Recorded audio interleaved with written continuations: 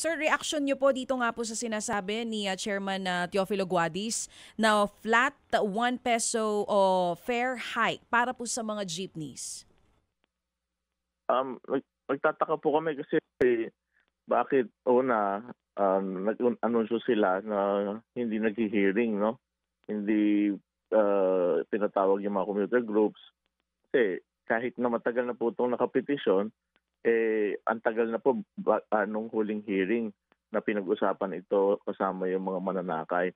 Pangalawa, ah, yung Malacanang po nung kinausap ang media regarding dito dahil dun nga sa nangyayari sa Middle East, ang sinabi ay ihanda yung fuel subsidy, 'no?